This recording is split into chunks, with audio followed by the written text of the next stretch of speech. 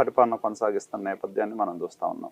ఇక్కడ మీరు పదే పదే ఆరోపిస్తోంది తెలుగుదేశం పార్టీ జగన్ అధికారంలోకి వచ్చిన దగ్గర నుంచి విమర్శ చేస్తుంది. ఏంటంటే ఇష్టం వచ్చినట్టు అప్పులు చేస్తూ ఉన్నారు. లక్షల కోట్ల రూపాయల అప్పులు తీసుకొచ్చి జనాలందరికీ ఉచిత పథకాల ద్వారా ఇష్టం వచ్చినట్టు అకౌంట్లో వేస్తూ ఉన్నారు. దుర్వినియోగం చేస్తున్నారు అధికారం కోసం, ఓట్ల కోసం అని.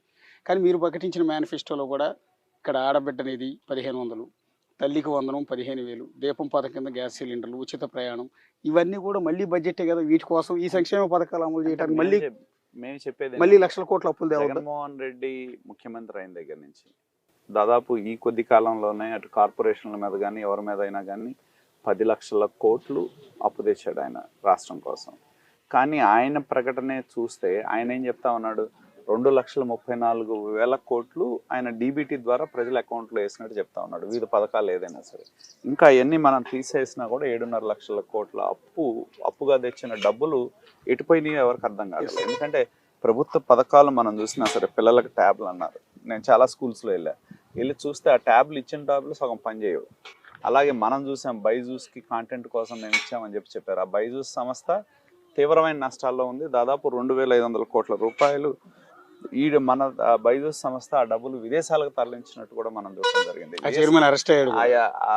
రవీంద్రన్న ఏ సంస్థలైతే అవినీతిలో కూరుకుపోయినాయో, ఏ సంస్థలైతే దోపిడీలో భాగస్వాములు అవుతున్నాయో, అటువంటి సంస్థలు అన్నీ కూడా వాటితో జగన్మోహన్ రెడ్డి భాగస్వామ్యం ఉంటూ మనం చెప్పడం జరిగింది. నేను పిల్లలు ఇప్పుడు జగన్మోహన్ రెడ్డి గారు చెప్తా ఉన్నారు నాడు నేడు చాలా అద్భుతం అని. నేను మా నియోజకవర్గంలో చాలా స్కూల్స్ వెళ్ళా.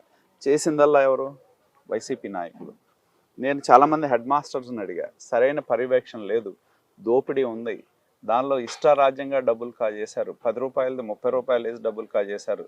ఆయన ఎక్కడో 1-2 చూపెట్టి నేను అసలు పరిస్థితి మారింది అనే విధంగా చేయటం అనేది మనం చూసాం. కానీ నిజంగా నాడు నేడు వల్ల అద్భుతాలు అనేవి జరగలేదు. దానివల్ల విద్య ఇంకా కొనారిల్లింది.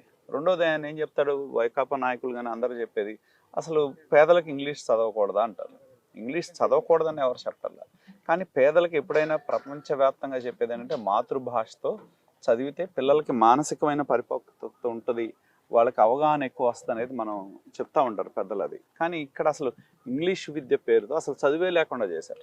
ఇప్పుడు జగన్మోహన్ రెడ్డి ఏదైతే ఉచితంగా ఇస్తున్నా, లేకపోతే ఇప్పుడు మీరు చెప్పిన బైజూస్ లాంటివి వీటన్నింటినీ కూడా మీ ప్రభుత్వం వచ్చిన తర్వాత కంటిన్యూ చేయాల్సిన అనివార్యమైన పరిస్థితి రాదా? అంటే ఉచిత పథకాలన్నింటినీ కూడా మీరు కంటిన్యూ చేయాలి, వాటితో పాటు మీరు మేనిఫెస్టోలో అనౌన్స్ చేసిన ఈ సంక్షేమ పథకాలు ఇంప్లిమెంట్ చేయాలి. వీటన్నిటికీ ఎక్కడి నుంచి డబ్బులు తీసుకొస్తారు? నేను అనేది ఏంటంటే చంద్రబాబు నాయుడు గారు గతంలో మనం చూసినా సరే, చంద్రబాబు నాయుడు గారు ఎప్పుడు కూడా ఆదాయాన్ని పెంచి ప్రజలకు పంచడం అనేది తెలుగుదేశం పార్టీ యొక్క విధానం. అలాగే సంక్షేమం, అభివృద్ధి 2 కళ్ళు తెలుగుదేశం పార్టీకి ఎప్పుడు అధికారంలో ఉన్నా. కానీ ఇవాళ ఏమైందంటే సంక్షేమం పేరు మీద ఒకవైపు దోపిడీ చేస్తూ లక్షల కోట్ల రూపాయలు అప్పు తీసుకొచ్చి నామమాత్రంగా కొద్ది డబ్బులు పేదవాళ్ళ అకౌంట్లో వేసి నేను అద్భుతాలు చేస్తున్నామని చెప్తా ఉన్నారు. అభివృద్ధి అనేది పడకన పడేశారు.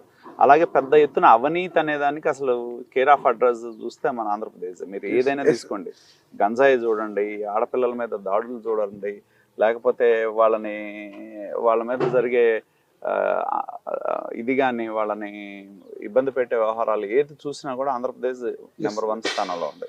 కాబట్టి మనకు దగ్గర ప్రగతి లేదు, అభివృద్ధి లేదు. కానీ మనం మిగతా అంశాల్లో గంజాయిలో, దోపిడీలో, అలాగే ఆడపిల్లల యొక్క మానభంగాల్లో కానివ్వండి, లేకపోతే హత్యల్లో కానివ్వండి, వీటన్నిటిలో మనకు ఆంధ్రప్రదేశ్ చాలా ముందు. అలాగే రుణాల్లో ముందున్నాం, ఆత్మహత్యల్లో ముందున్నాం, రైతు ఆత్మహత్యల్లో ముందున్నాం, రైతుల ఆదాయం కోల్పోయే పరిస్థితి రాష్ట్రంలో ఉంది. కాబట్టి ఎన్నో అంశాల మీద ఈ రాష్ట్రం వెనుకబడి ఉంది. అభివృద్ధి అనేది ఎక్కడా కూడా కనుసూపు మేరలు ఈ రాష్ట్రంలో లేదనేది స్పష్టంగా ఉంది. ఇప్పుడు మీ ప్రభుత్వం అధికారంలోకి వస్తే మళ్ళీ యథావిధిగా అమరావతిలో రాజధాని నిర్మాణ పనులు ప్రారంభమవుతాయా?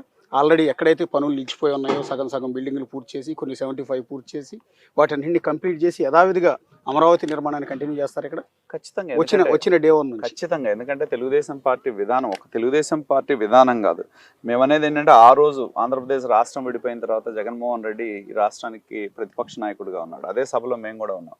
రాజధాని ప్రకటించినప్పుడు ఆయన ఏం చెప్పాడు, ఆ సభలో నేను విన్న మాటలు మనం చూసినా కూడా ఆంధ్రప్రదేశ్ రాష్ట్రం 2గా అయింది, ఇవాళ చిన్న రాష్ట్రం అయిపోయింది.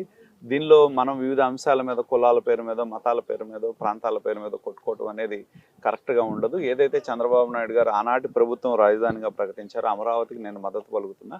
కానీ నేను కోరేది ఏంటంటే 30,000 ఎకరాలు ఉండేటట్టు చూడండి, దీన్ని ప్రజా రాజధానిగా ఉండేటట్టు చేయండి అని చెప్పారు. అదే ఆయన డిమాండ్ చేసింది ఆ రోజు. అలాగే ఆ రోజు శాసనసభలో ఏ ప్రాంతాల్లో అక్కడున్న పంటలు కానివ్వండి వాటిని కానీ దృష్టిలో పెట్టుకొని అభివృద్ధి వికేంద్రీకరణ నినాదాన్ని తెలుగుదేశం పార్టీ తీసుకొచ్చింది. దాన్ని అధికారంలో ఉన్నప్పుడు కూడా ఇవాళ కియా వచ్చిందంటే ఎస్ అనంతపూర్లో వచ్చింది. అలాగే తిరుపతి దగ్గర మనం చూస్తే రకరకాల సెల్ కంపెనీస్ వచ్చినాయి, ఫాక్స్కాన్ లాంటి సెల్కాన్ లాంటి కంపెనీస్ వచ్చినాయి. అలాగే రకరకాల కంపెనీస్ వికేంద్రీకరణ చేశారు. వైజాగ్ చూసిన ఐటీని అభివృద్ధి చేసే ఇది చేశారు. ఇవాళ ఐటీ కంపెనీస్ అన్ని వెనక్కి వెళ్ళిపోయినాయి. కాబట్టి ఏంటంటే అభివృద్ధి వికేంద్రీకరణ అనేది తెలుగుదేశం పార్టీ విధానం. అది దానికోసం ఆనాటి ప్రభుత్వం పనిచేయడం జరిగింది. అదే విధానాన్ని ఎంచుకున్నాం.